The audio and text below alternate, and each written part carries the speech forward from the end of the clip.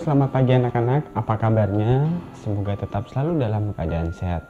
Baik, hari ini kita akan memulai pembelajaran baru yaitu tentang budaya hidup sehat. Nah, apa saja yang akan kita pelajari hari ini? Tentunya ada beberapa hal ya. Yang pertama adalah mengenai istirahat yang baik, lalu yang kedua adalah memilih dan makanan yang sehat. Nah, langsung saja kita akan memulai untuk yang pertama. Nah, untuk yang pertama ini kita membahas keseluruhan mulai dari budaya hidup sehat. Budaya hidup sehat adalah suatu usaha untuk menerapkan kebiasaan yang baik dalam menciptakan hidup yang sehat dan menghindari kebiasaan yang buruk guna yang mengganggu kesehatan. Nah, apa saja yang mengganggu kesehatan? Nah, misalnya adalah tentunya makanan yang kurang sehat, pola istirahat yang kurang baik, dan seterusnya. Nah, ini adalah beberapa contoh gambar untuk yang hidup sehat. Nah, kita lanjut ya. Nah, berikut ini adalah contoh-contoh budaya hidup sehat yang kita hari pelajari itu 6, yaitu yang pertama adalah istirahat yang cukup, lalu yang kedua adalah makanan bergizi, lalu olahraga yang teratur, dan keempat adalah menjaga kebersihan, yang kelima adalah minum air putih dan berpikir yang positif. Nah, nanti kita akan membahasnya hanya 2 saja, tidak ke 6-6-nya, karena nanti akan berlanjut di kelas 5 dan kelas 6. Topik yang pertama kita akan membahas istirahat yang baik. Nah, istirahat itu apa sih?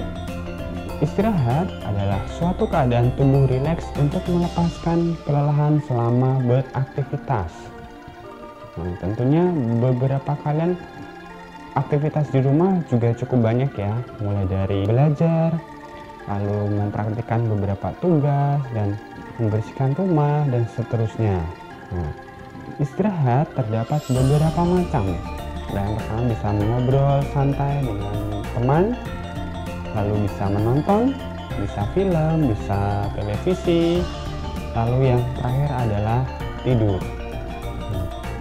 Yang akan kita bahas hari ini yaitu adalah mengenai tidur. Tidur dan istirahat yang cukup akan tetap menjaga kondisi tubuh tetap bugar dan sehat. Tidur merupakan istirahat yang paling baik. Ketika tidur, otot-otot tubuh beristirahat setelah seharian beraktivitas. Kapankah waktu tidur yang baik? Tidur yang baik dan cukup adalah pada waktu malam hari. Adapun waktu tidur yang baik yaitu adalah tidak lebih dari 8 jam. Apabila aktivitas tidur dilakukan pada siang hari, maka waktunya terbatas. Nah, hanya cukup beberapa jam saja. Yang penting tubuh kita tetap terjaga kebugarannya. Nah, biasanya untuk tidur siang itu antara 1-2 jam itu sudah cukup. Tidur siang adalah istirahat yang dapat menjaga daya tahan tubuh. Dengan menjaga daya tahan tubuh, maka tidak akan mudah terkena serangan penyakit. Nah, jadi, tidur dan istirahat secukupnya adalah agar tubuh tetap terjaga kesehatannya. Begitu ya. Lanjut kita untuk materi yang pengaruh istirahat yang tidak seimbang. Nah, tentunya ada beberapa pengaruh kalau istirahatnya kurang ataupun lebih. Nah, istirahat yang baik itu bukan berarti istirahatnya berlebihan, tetapi cukup. Normalnya sekali lagi adalah 7-8 jam. Nah, berikut adalah pengaruh kurang istirahat yang kurang ataupun yang berlebihan. Nah, yang pertama adalah tubuh mudah terkena penyakit. Lalu suasana hati tidak menjadi baik, daya pikir berkurang, lalu tubuh terasa lelah dan lemas. Berikutnya yang akan kita bahas adalah makanan yang bergizi. Nah, kita akan mengenal detail-detailnya makanan dulu ya. Yang pertama adalah mengenai pengertiannya adalah makanan yang dapat memenuhi kebutuhan gizi bagi tubuh. Lalu adapun zat-zat yang diperlukan bagi tubuh itu ada beberapa. Kita fokusnya hanya 6, yaitu yang pertama adalah protein, lalu karbohidrat, lalu lemak, lalu vitamin, ada air dan mineral. Nah, tentunya semua ini kita dapat dari makanan yang kita makan sehari-hari. Nah, untuk yang pertama kita akan membahas mengenai menu yang sehat ya. Menu yang sehat bukan berarti makanan lezat, enak, dan mewah, tidak selalu, tetapi makanan yang memenuhi kebutuhan gizi tubuh. Nah, adapun makanan bergizi antara lain, yang pertama biasanya kita sebutnya dengan 4 sehat 5 sempurna. Nah, yang pertama adalah makanan pokok, lalu yang kedua adalah lauk pauk, yang ketiga adalah buah-buahan, 4 sayuran, lalu yang kelima adalah susu. Ini kita akan bahas mengenai makanan yang pokok dulu ya. Sekali lagi, makanan bergizi itu biasanya disebut dengan 4 sehat 5 sempurna. Nah, makanan pokok ini bisa terdiri dari beberapa. Yang pertama adalah dari nasi, lalu dari jagung, lalu dari umbi atau singkong, atau dari sagu. Makanan ini banyak mengandung karbohidrat yang bermanfaat untuk sebagai sumber energi ketika beraktivitas.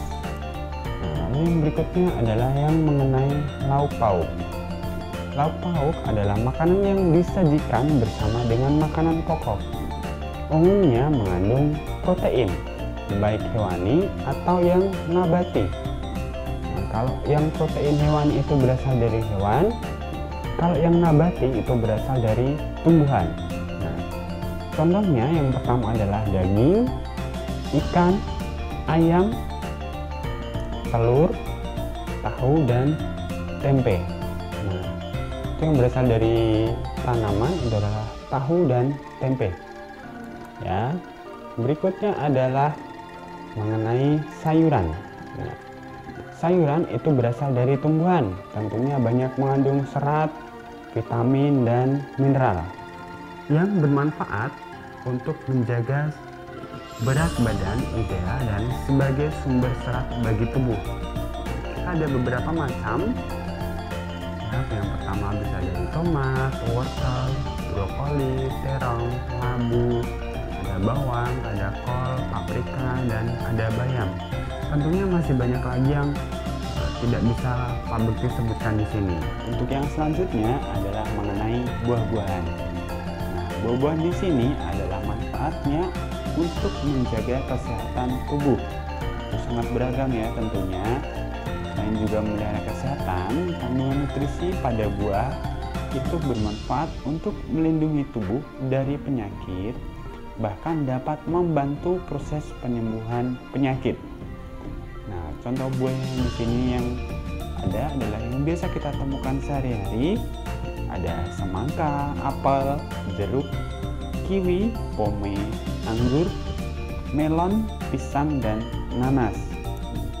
Lalu yang berikutnya kita akan membahas yang terakhir, yaitu mengenai susu.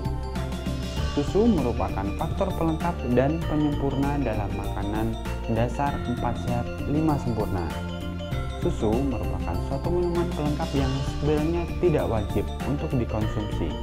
Tetapi mengingat manfaatnya sangat besar bagi tubuh, maka tidak ada salahnya untuk mengkonsumsi susu setelah makan.